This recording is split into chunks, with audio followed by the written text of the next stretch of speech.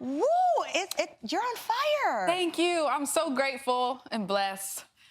And talented. Thank and you. Beautiful. Thank and you. deserving of this. Thank you so much. Okay, so I have to tell you, I was home, and when you got on stage at the VMAs last month, Yes. it was just, we talk about introducing yourself. Harper's Bazaar said you completely shut down the stage.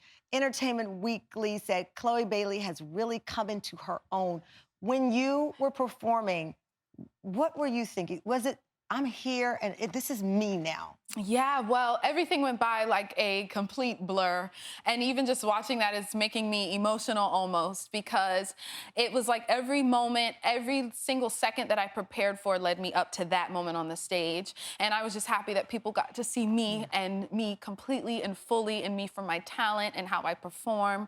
And I could barely walk leaving the stage. I was just so stunned. Everything went by like a blur. It was just, I had so much passion and energy into that moment. I was overwhelmed emotionally. I was scared, but I'm just so happy with how it turned out, and I'm happy everyone liked it so much in the song. So, yeah. You talk about, being afraid. You have been performing since you were a baby, your early teens, and you were there with your sister at your side. Yes. I remember being at the Today Show, and you were both there playing the piano and performing, and it seemed only logical at some point the two of you would decide to explore different opportunities.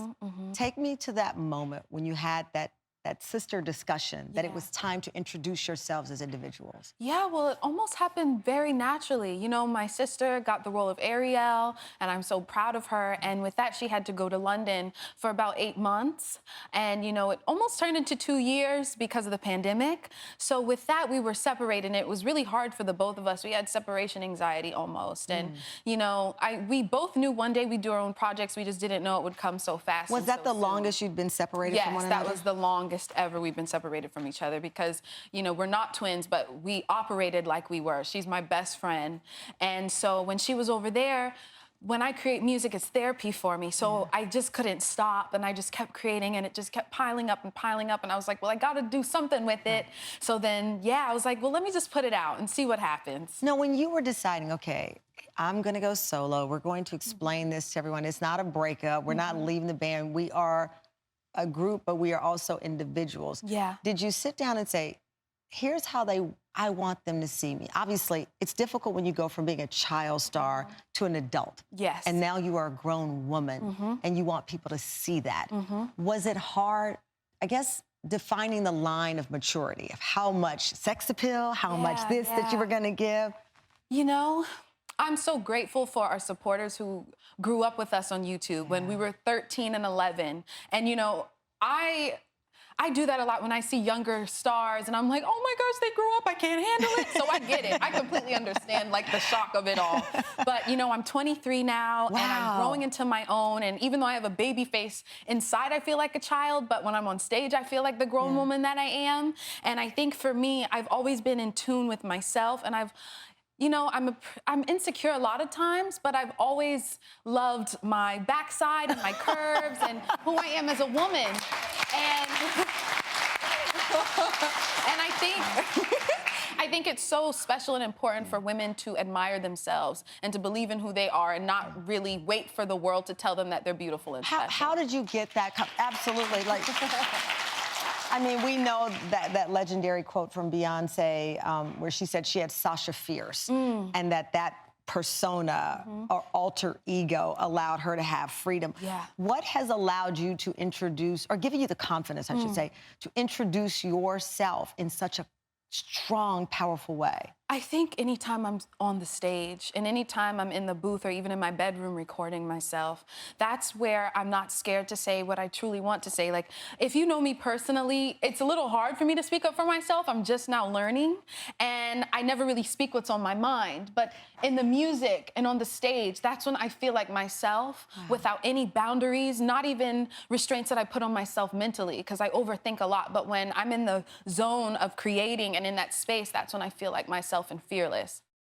You know, when you and your sister were having that conversation, Chloe, about, okay, we're going to go solo, did you share with her some of your vision, how you would do it? Did you collaborate? Because then that still makes you a team in some ways. Yeah, we are still very much a team. I think it's so beautiful because my sister and I know how strong we are together. And I love how we both are so strong separately as well. And no matter where I am, I always have her support. No matter where she is, she always has my support.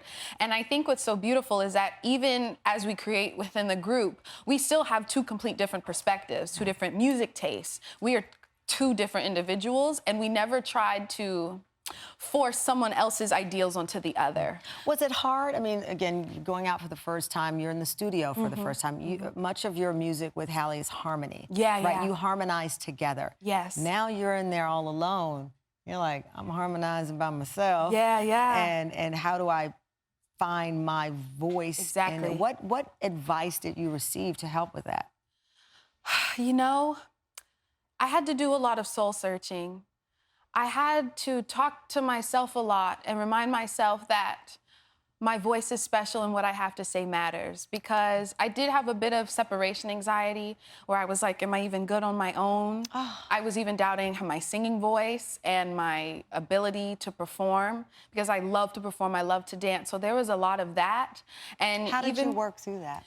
A lot of prayer. I love God. I'm Me a too. huge, yeah, I'm a yeah.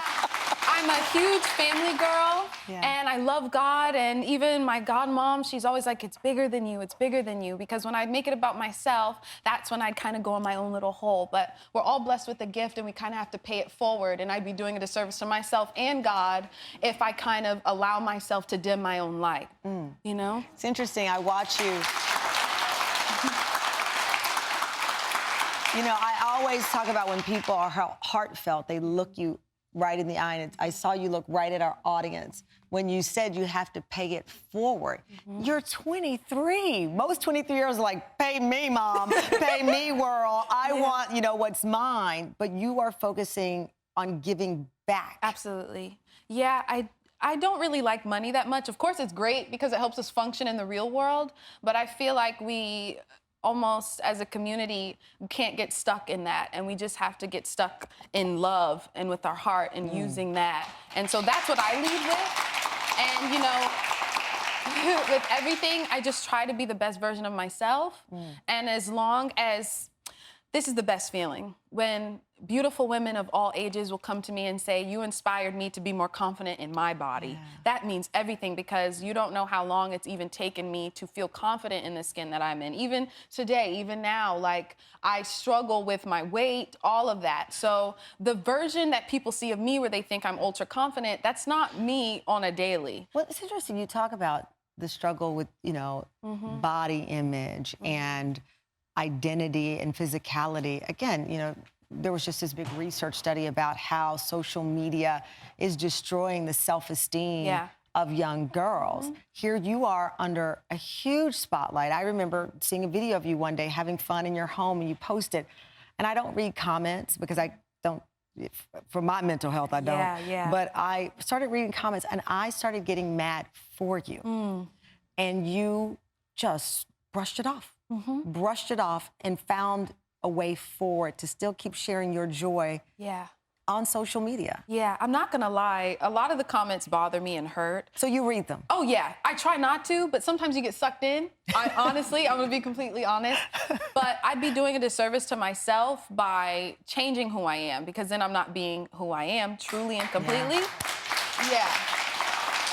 How has it been with you? You brought up the body weight, and we watched you go from a young little girl to a beautiful woman, embracing all of your beautiful curves. Thank you. How did you fight back an industry that tries to literally beat you down sometimes to fit in a tiny box? Well, there's so many great examples that I've had, and women who have owned themselves and their body, like Beyonce, Tina Turner, Nina Simone, Toni Braxton, such incredible women, Donna Summer, that I have looked up to, who have embraced their bodies and who they are as women, and, you know, finding that strength within that. And I've just had incredible examples to look up to. So it's given me the strength to be like, okay, I'm fine being who I am. So when people say baby Beyonce, mini Beyonce, the next Beyonce. In fact, it was in one of the articles, and I thought, everyone wants to be their own person. But then when you're compared to someone that's the greatest at doing what she does, that's not a bad thing either.